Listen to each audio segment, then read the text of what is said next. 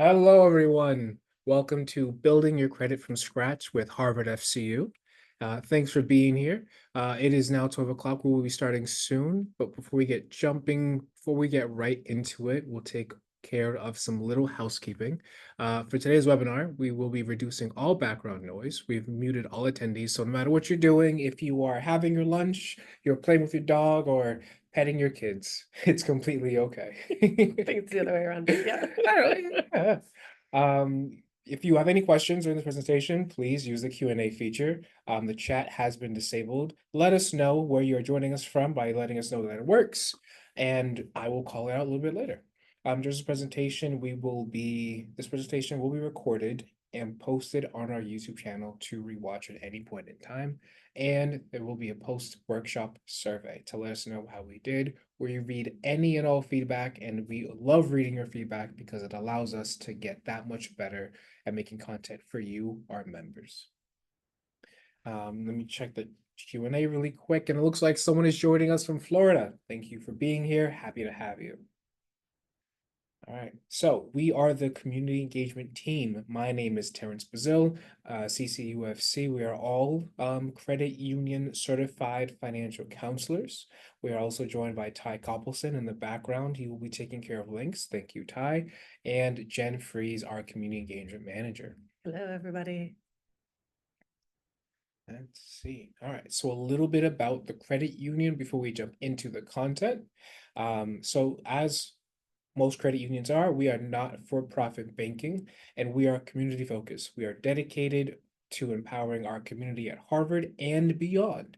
Once a member, always a member. Even if you do leave your job, your membership extends to you, your family, those above, and those below. I think that's something really important. I know people have asked me before at Boston Children's Hospital, well, what about if I change jobs? They can stay a member of the credit union, right? Yes, and that's the best part too, Yeah. because even if you don't have a need for us right now, it's great to have us in your back pocket in case you do need that loan in the future, in case you do need that mortgage. Having a relationship with us allows you to have access to all of our great products and services, even if it's not an immediate need right now. Mhm. Speaking of products and services, we do have free access to ATMs nationwide, and we do also refund all ATM fees that you may incur at withdrawing cash with ATMs that are not in our network. So no concerns there. If you are traveling nationwide and you happen to need cash wherever you are, feel free to go take on that fee and we will refund you at the end of the month without you having to do anything extra. Yeah, I know sometimes you're somewhere, like I've been somewhere like the airport or an amusement park or the symphony or someplace where the ATM just whacks on an extra fee, and we do, even if it's not and related to us, if it's the other bank charging you the fee, we do refund it, which is just a nice. Which is awesome. Plus. Not many places will give you like free ATM fees, no questions asked, or refund them, which is nice. And we are accessible anywhere through online banking if necessary. And we also participate in what's called co-op shared branching, where if you have access to any other credit unions across the nation, you are able to visit them, go inside and say, hey, I am a member of Harvard FCU, and you're able to access your account as if you're directly banking with us in person, no questions asked. And I think that's pretty cool. Not many financial institutions will allow you to walk into another institution and say, hey, I want to access my accounts. You can't do that. I think that's a little different with being not-for-profit and credit unions working together to help people improve their financial lives. Yeah, So. we're here to help. So, jumping into today's agenda, what is credit and why is it important? Along with how do I build or rebuild credit, credit myths, and healthy credit habits. Ready? Yep. Let's get into it. So again, I'm Jen, and today we're gonna go over a lot of information, but let's just start with the basics. What is credit? So that's maybe the first question on your mind. One thing that can be confusing is that just because you're using a card doesn't mean it's credit. If you're using your debit card, that is not credit. That's taking money that you already have on deposit and getting access to it. Credit is an agreement. So I borrow money from you, you're my lender, and I agree that I'm going to pay back that money that I borrowed. And it can be a loan, it can be a credit card, it can be a line of credit. Some loans are called mortgages if they're for your home. So all of those would be included in what is credit. So if we go to the next slide, I'll get a little more into the details. So your credit report is a statement. It's going to have information about your credit history and your current credit activity. It's showing details about where you currently have lines of credit open, how you've previously managed them. Things are going to show up on there. So there are 3 major credit bureaus. This, I do want to take a step back and say, for those who are joining the call who maybe came from another country, I just want to acknowledge that this is all very US specific. Yes. Credit reports, scores, the credit bureaus, these are institutions related to being in the United States and using our credit system here. So I acknowledge it's going to be very different in other countries, but this is all going to cover here. And the 3 major credit bureaus in the States are Experian, TransUnion, and Equifax. And what do they do, Jen? So they collect a lot of information about you, the person who, wants to take a loan. They're collecting information from your lenders, from utilities, from the courts, debt collection agencies. So anytime there's something going on about you paying a loan or failing to pay a loan, they're going to be collecting that kind of information on each individual consumer over the age of 18. And so pretty much everyone on this call, you do have a credit report at each of these bureaus. So let's go into a little bit more about what's in there. Okay. So you want to take it from here? Sure. Okay. So credit reports, well, first off, debt.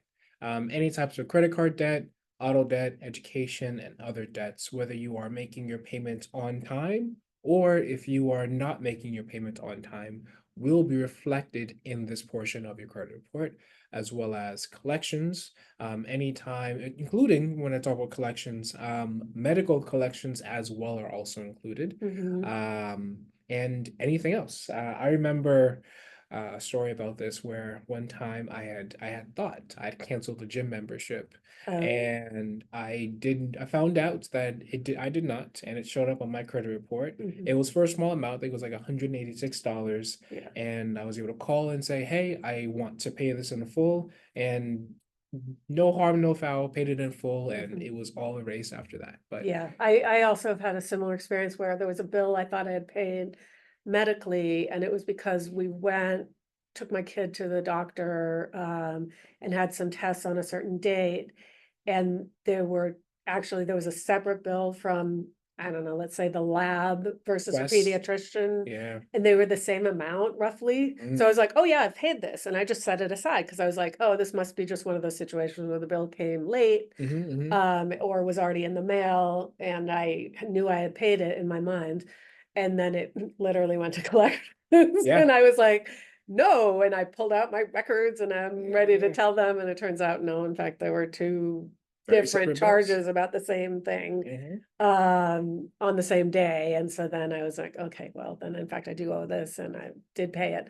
But it's great I was able to forestall it before it actually went into collections. It was sort of that warning letter. We're going to talk about how you find that info, but go on. That's something that I think is worth mentioning, where we are all both of us CCUFC, like credit union certified venture counselors, and we still had things show up in collections because as you're a human engaging with what it is to be like a financially well professional, things can slip through the cracks, and that is okay. No matter what happens, if you can catch it, you can pay it. Once something ends up in collections, it's not an end all be all and not written in stone. You are able to work yourself out of that and pay it and be okay.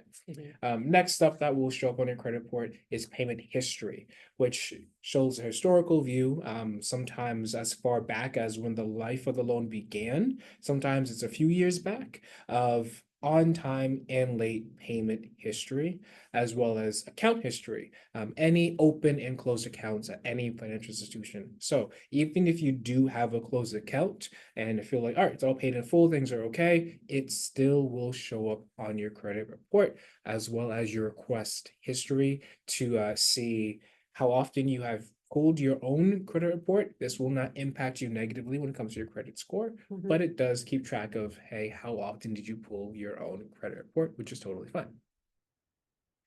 And if you would like to view and pull your own credit report, visit annualcreditreport.com. I think Ty, our man in the background, will be putting that in the chat or the Q&A.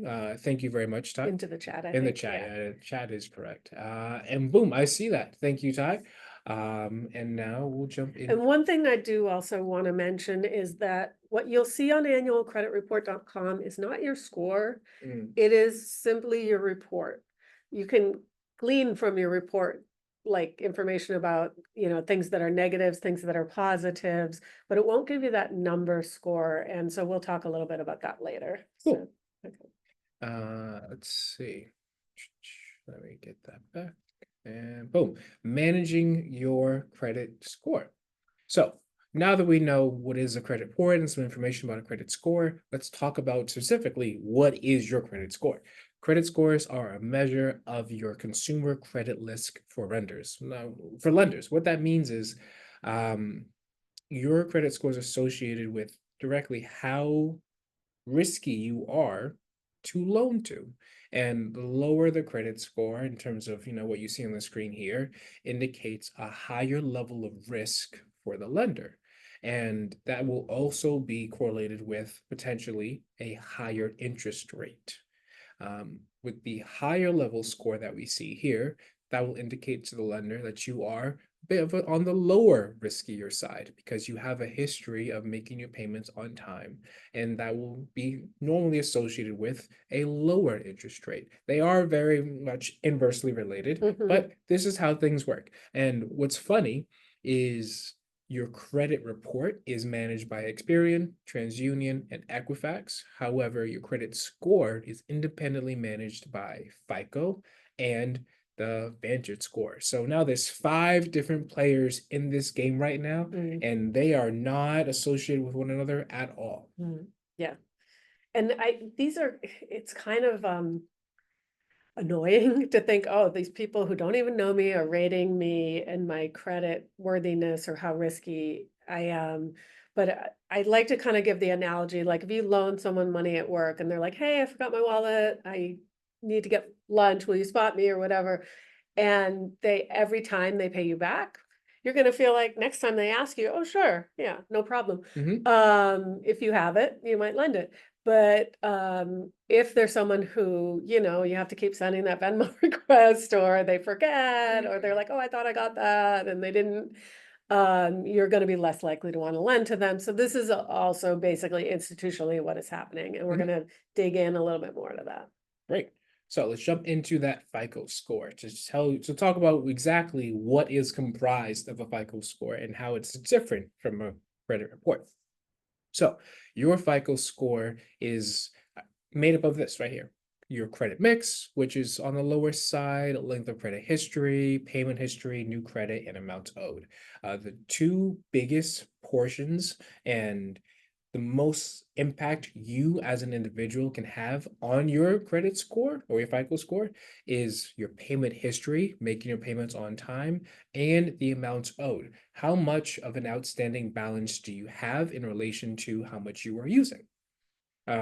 And that sounds a little bit like, but what it really boils down to is, are you making your payments on time and are you making them in full?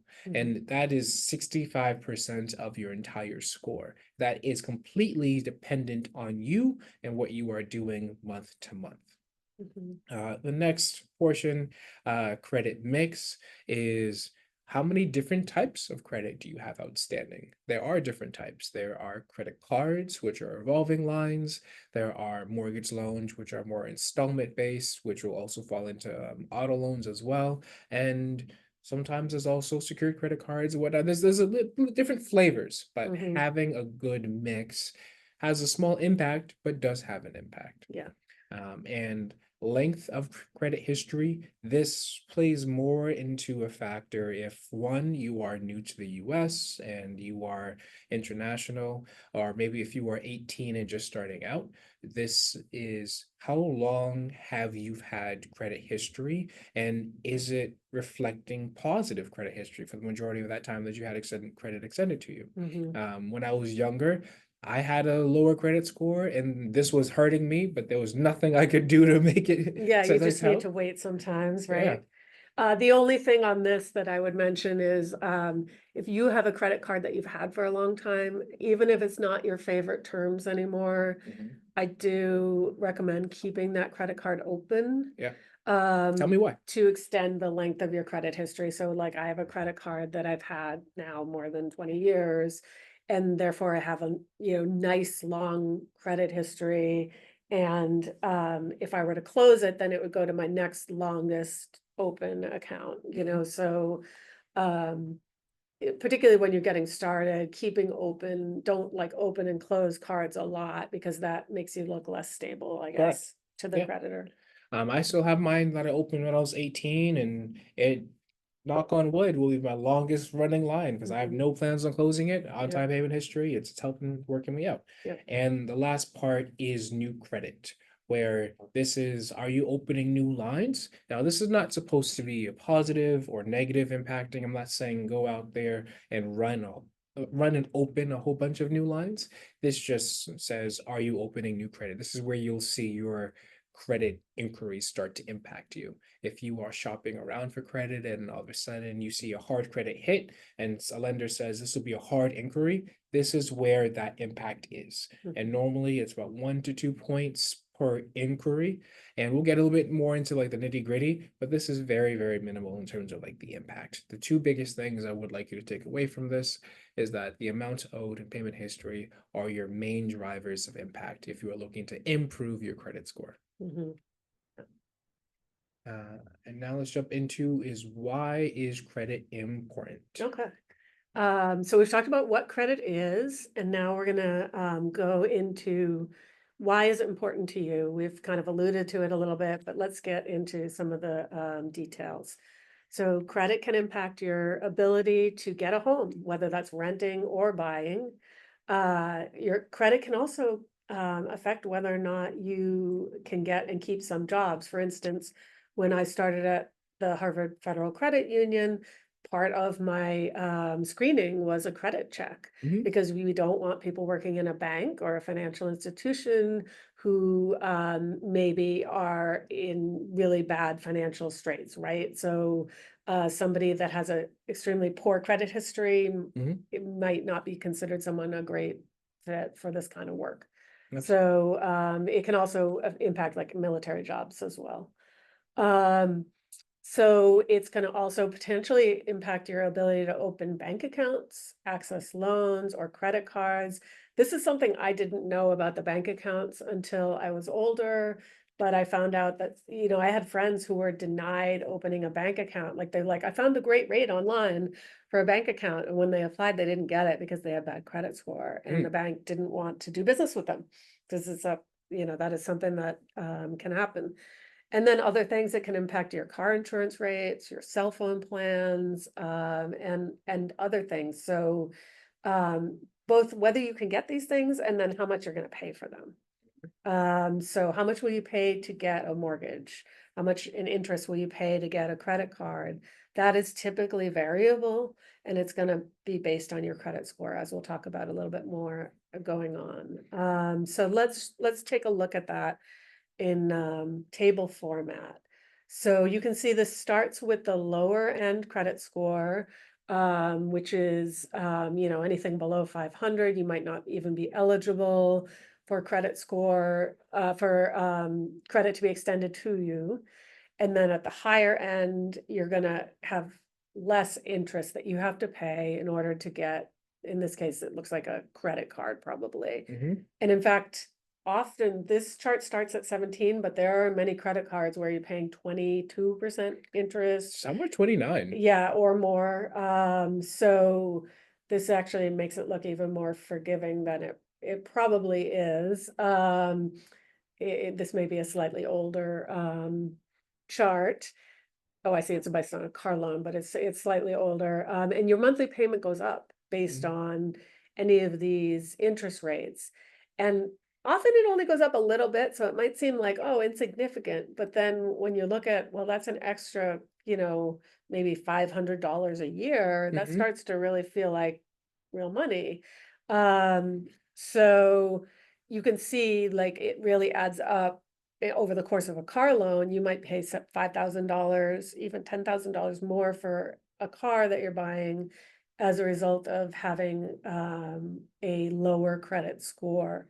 So, and I know, for instance, at the credit union, in order to qualify for a mortgage at all, you have to have 620 or above in Mhm. credit score.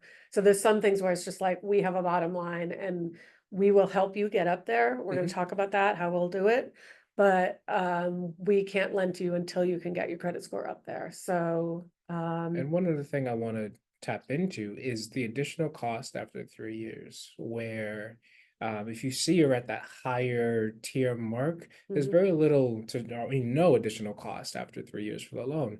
But if you're in that bottom category, you're actually paying more for the exact yep, same car loan, an yes, additional almost $6,000. yes, So that's money that is coming out of your pocket for the same car as somebody else who has a very high credit score, it's not actually increasing the value of the car. exactly. Yeah, same car and just more expensive for the people with a lower credit score. Yeah. So let's talk about how to start building your credit score up.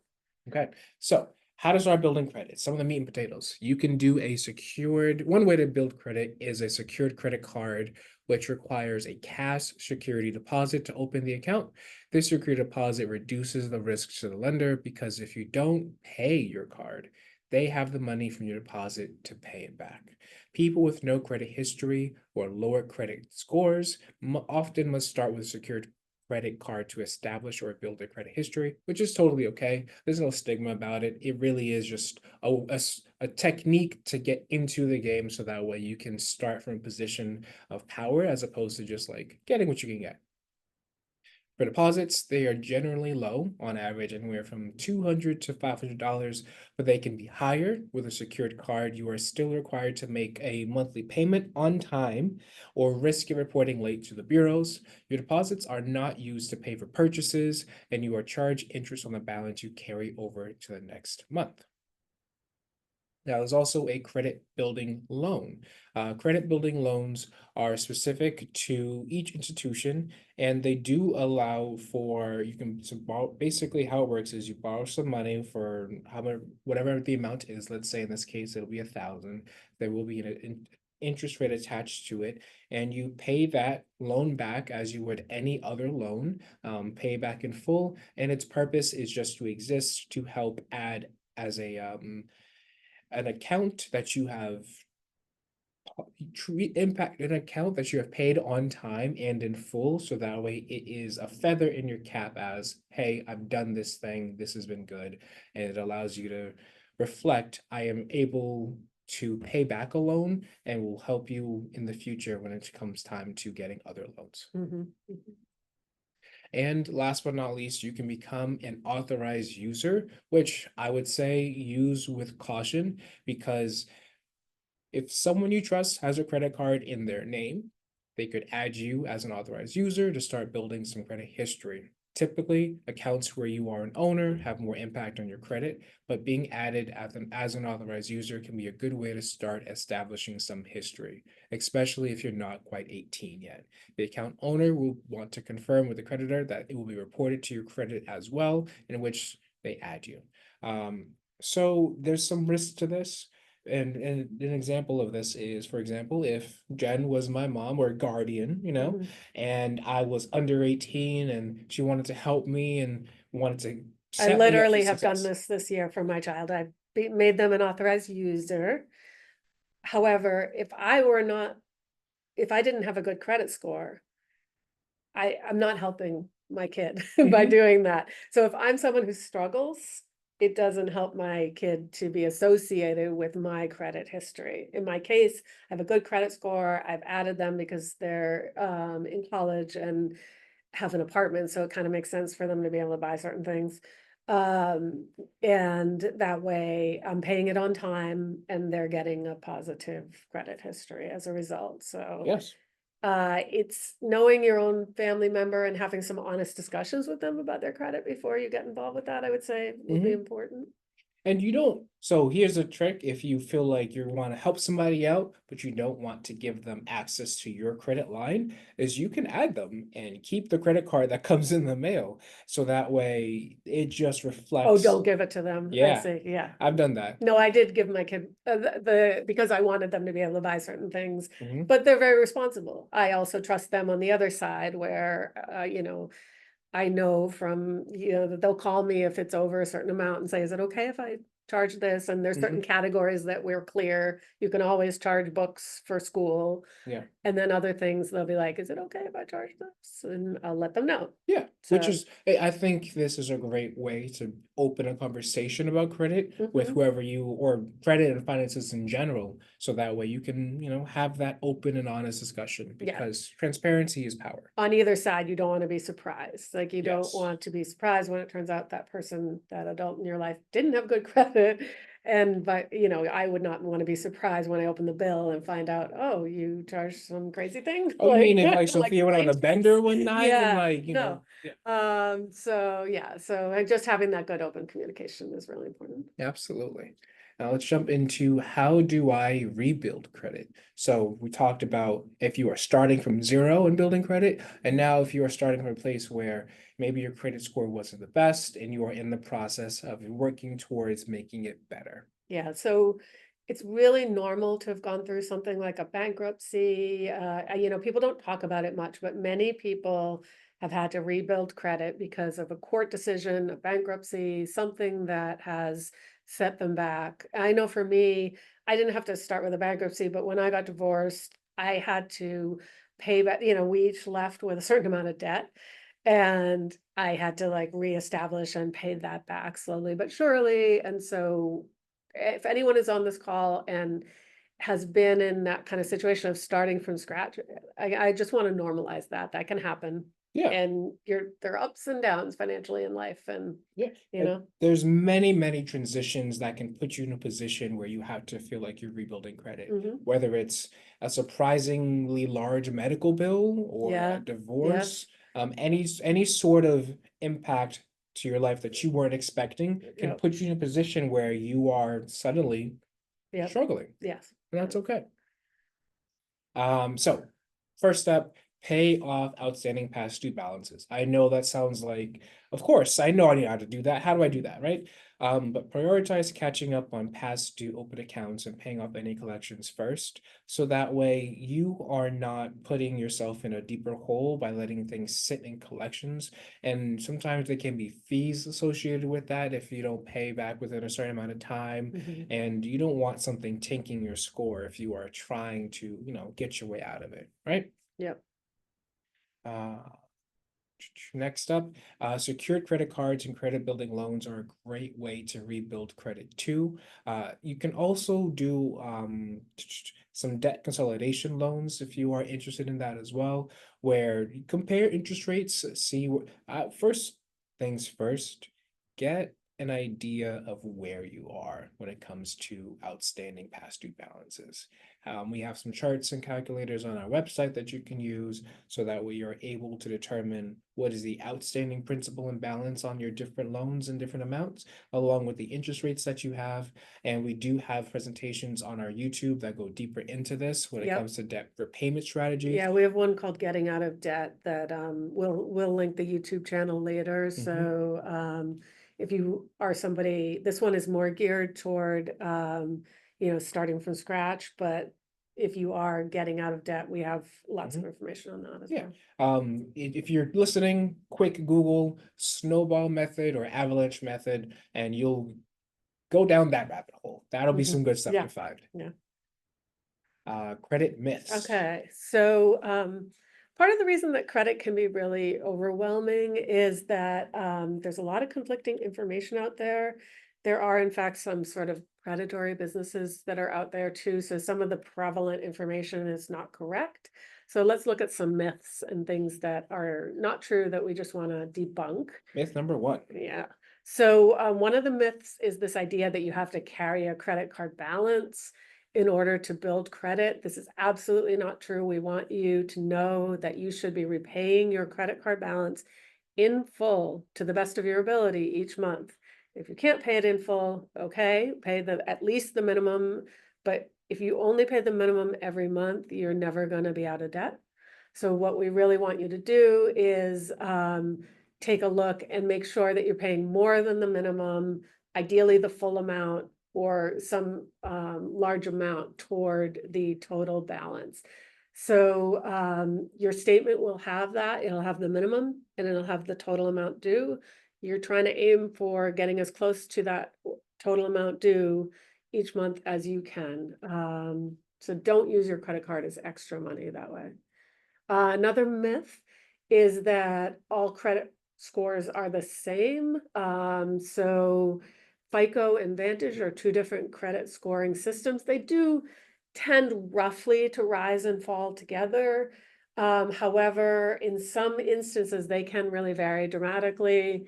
So you do want to know, like when you're applying for credit, you want to ask the bank or the credit union, which credit scoring model do you use, FICO or Vantage? And then you want to look into your own credit score and find out what it is and in that scoring system.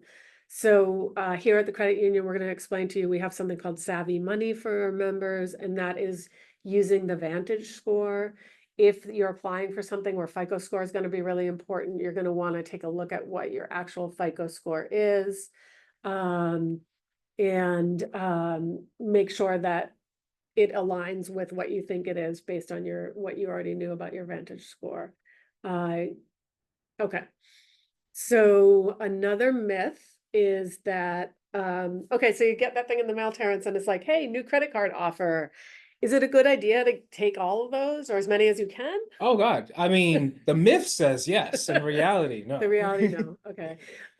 So there are times when you get a credit card offer and it is a good idea for you to do it. When I was paying back debt, kind of digging out from my divorce, Yeah. I had a medium credit score. It wasn't that bad. So I did get offered a lot of 0% transfers. Mm. And so you transfer your money and you only have a certain amount of time or else they're going to add all the interest back to you. So you have usually a year or some other amount of time based on the terms. So I did accept some of those, but you have to be kind of judicious. Because again, opening a new account, your score may go down a little bit for a short amount of time.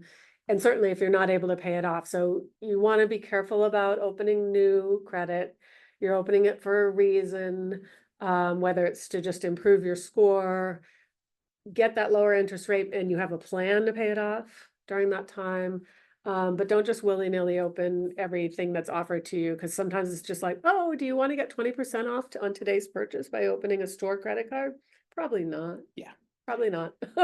And you touched on something I want to drive home. Yeah. Making a plan is incredibly powerful when it comes to debt repayment of any type or Yeah. financial wellness of any type. Yeah. Having an idea of what you're going to do with your money month to month Mhm. allows you to not fall into the trap of, oh, I have extra money. No, you Yeah. have, I'll assign a job to every dollar so that way it's working for you. Yeah. So you have a goal maybe, and you have a plan. Maybe your goal is that you want to be able to qualify for a mortgage and you want a certain interest rate. So you want a certain credit score. Mhm. And then you have a plan like over the next year, I'm going to do these actions to get there. So Cool. let's go on to, I think we have a couple more myths to go over. Yeah. One is that closing a credit card when you pay it off, some people believe that if they close a card, that's great. It improves your credit score. This is kind of counterintuitive, I feel like. It seems like this myth makes sense to me, but it's not true.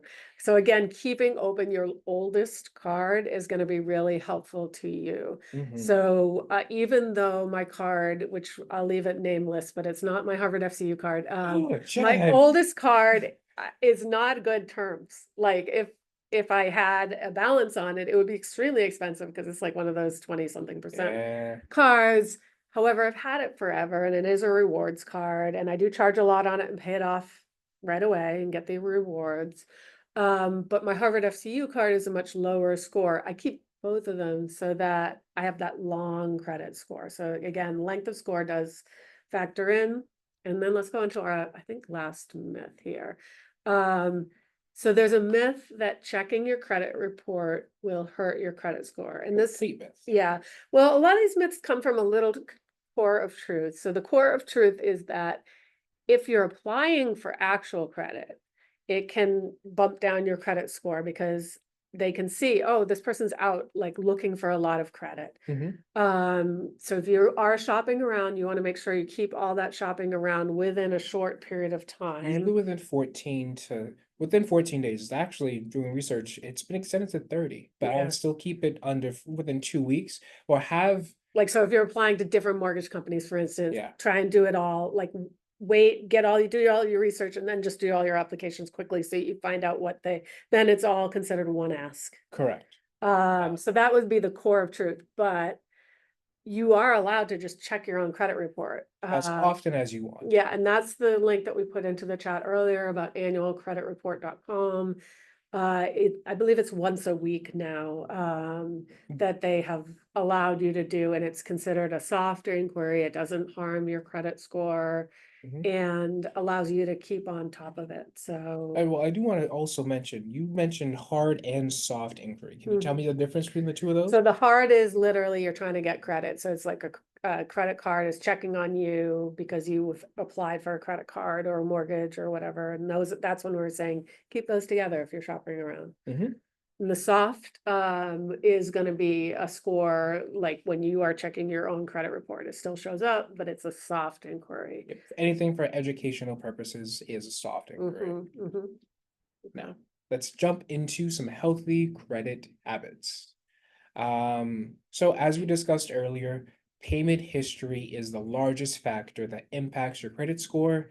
Missing or being late on just one payment can have a quick negative impact on your credit score, and it can take a while to build back up from the drop. So make every payment on time every month.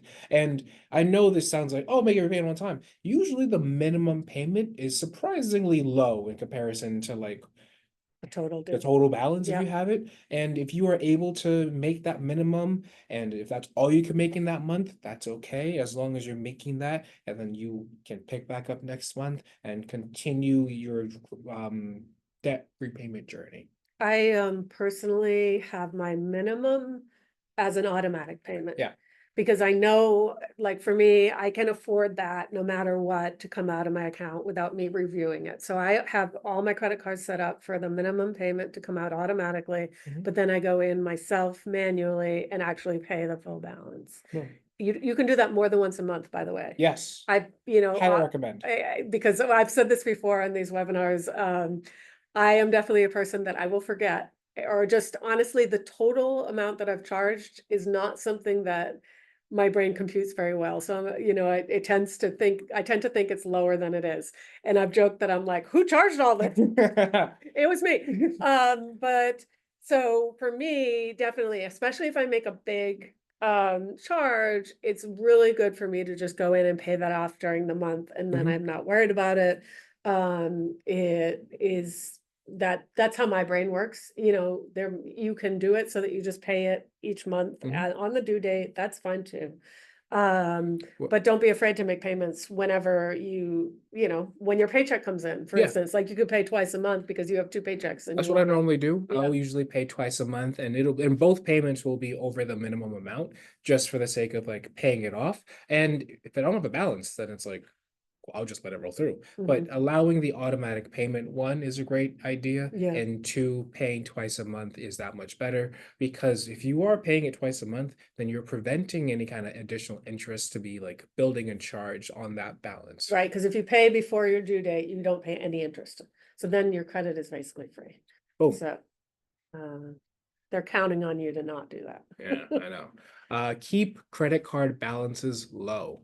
It can be very easy and tempting to pull out your credit card for all transactions and eating and whatnot and say, I'm racking up points.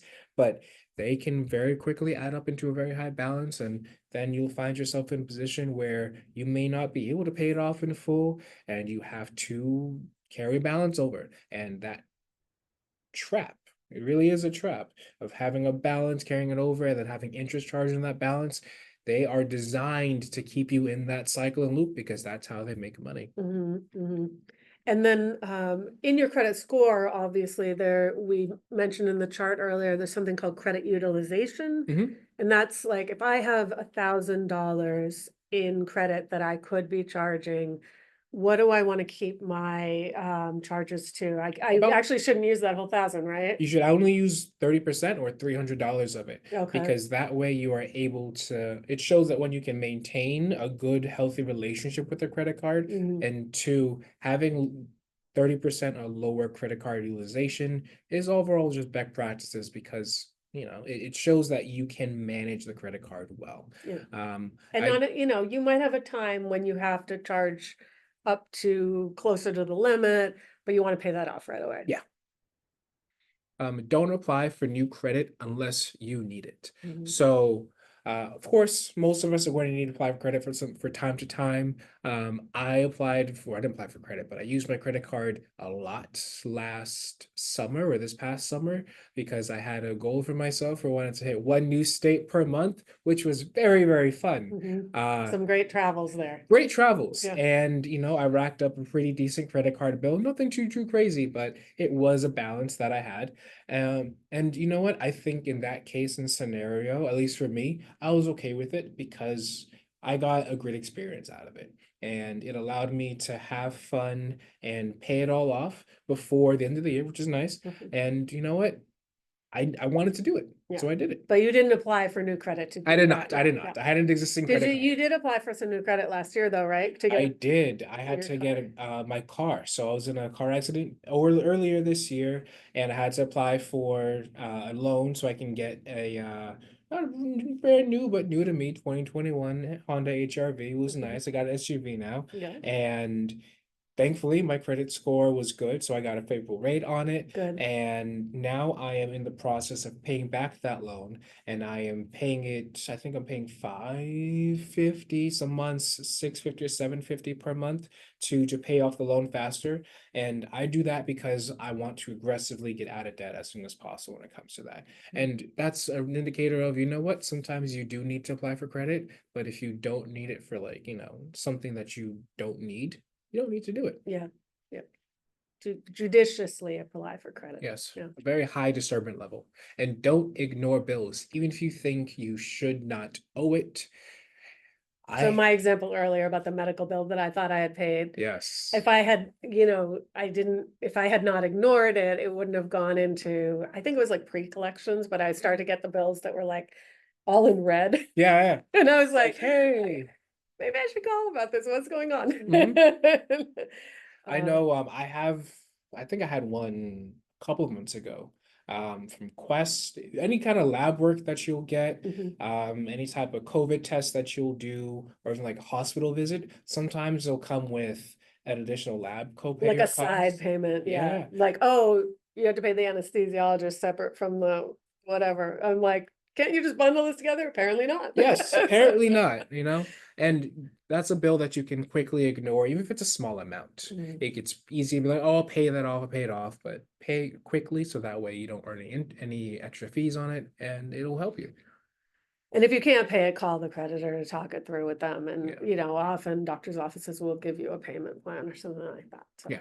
And review your credit reports annually, especially now. We are in an environment with high scams and high fraud, and especially this season with us getting into the holiday season, and there's going to be a high amount of activity. There's going to be a lot of purchases. There's going to be a lot of transactions happening, and this is what scams and fraud artists are hoping for. So the best way you can prevent your accounts from being impacted negatively by somebody who's a bad actor is by reviewing your annual credit reports as often as you can. So that way you make sure everything on there is correct. And that way you can jump ahead of anything in case something shows up that doesn't look right. You can call and say, hey, this isn't my account. What's going on here? And you can put a freeze or a stop on it. We do have some potential new presentations coming up that'll talk about scams and fraud in the future with our new fraud expert. Yeah. So be on the lookout for that. Yeah, I mean, I think the classic one, unfortunately, for when you're reviewing your credit report is sometimes it turns out there's a credit card someone took out fraudulently because they have your details. They have, maybe someone in your family knows your social security number, your birth date, and applied for credit. You didn't even know about it. And then it's on your credit report. So those are things you want to be nipping in the bud. Absolutely. Yeah. And one more time, just because it's worth repeating twice. Did we mention this before? I mean, I don't know. I could do it again. Make every payment on time every month because it makes a huge difference when it comes to your credit. Now, as we wrap up today's presentation and get approaching to the end, let's talk about our favorite partner, GreenPath Financial Wellness. GreenPath Financial Wellness has in-person and over the phone and online financial wellness expert advice, where you can call them on the number you see on the screen right now. You can learn more on the website harvardfcu.org. They speak over 100 different languages. They have extended business hours, and they are a free financial wellness service that we provide to you, our membership, at no cost. All you have to do is say, hey, you can call it GreenPath, say Harvard FCU sent you, and their services are free. Not all services are free. Specifically, there's a cost for a debt management plan, but we can view that later. The But counseling is free. correct. Counseling is free, budgeting is free. They offer credit counseling, budget counseling, housing counseling, foreclosure, student loan counseling. It's phenomenal. I saw that Ty put the link in the chat. And I also want to mention, you mentioned we extended to our membership, which is totally true. But I also want to say that if there's anyone on this call who's not yet a member of the credit union, you can still go through this link and use GreenPath and get the free services. So we extend it to anyone at Boston Children's Hospital. You can get that GreenPath counseling. We hope you become a credit union member, but you don't have to. If you want to take a first step and talk to, if this presentation was a lot and you're like, I don't know where to start for myself, an individual counselor can really help. GreenPath is great. Also, it's confidential too. So if free, you are confidential. a member of BCH or anyone else and you're like, I don't want the credit union to know my information, we won't. We don't see anything. There's no, it's completely confidential. So nice. And we have a survey. Let us know how you like this webinar at harvardfcu.org/survey. We really do appreciate any and all feedback, and we'd love to hear from you. And we have some future upcoming webinars, aligning your spending with your values. That will be tomorrow, actually, at noon. That's an exciting one. And budgeting for the new year, which will be December 10th at noon as well, where you can prepare yourself and set up a spending plan for the next year. Yeah, start 2026 on a good note. Any questions? I'm going to open up the Q&A now. See, guys, if I have anything. Let's see more Q&A. Let's see, what time is it? 48. We got it right on time. I don't see anything. Okay. Let's see. I think we have a couple other slides. Yeah. So just in general, just for people to know that this is educational in nature. Obviously, we don't know your individual circumstances. So it's not tax, legal, investment, or even individual advice. If you need individual advice, GreenPath is there for you for sure. Absolutely. Especially for folks over in the Longwood medical area, we do want to make sure you know that we have a new branch. We used to be right across from Boston Children's, but you may know that the Jimmy Fund Dana-Farber is renovating that building. So we have a new branch. We do have parking there. It's at 1 Brigham Circle. So 1614 Tremont Street. The parking's up behind the supermarket. And we're here for you at all of our branches and online, of course. But come on in. You can see some of the team there. And Carlene in the middle in the red is the branch manager. Tell her I sent you. My name is Terrence. Yeah. It'll be great. And if you want to stay in touch with us, the last slide is just how to do that. So we are Harvard FCU on all of our socials. So on YouTube, we're at Harvard FCU. Some of those presentations that we mentioned are available on our YouTube, like Getting Out of Debt. We also have one about navigating the US financial system. So I think everyone on this call probably already has a social security number or an ITIN, but if you haven't got that far, you have a family member who's at the beginning stages, that's a great presentation to go through. Mhm. And lots of other information is there for you. So thank you for joining us today and taking time out of your day to learn a little bit more about credit and getting ourselves into a great position going into the holidays and the new year. And we do appreciate you, and please do, I know Ty put the link in the chat for the survey. You are gonna get these slides and the recording sent to you and a link for the survey, so please fill it out. We do read everything, and we love to know, your honest thoughts about that, Cool, so cool. Thanks thank for you. being with us. Thanks for being here. We have been Harvard FCU.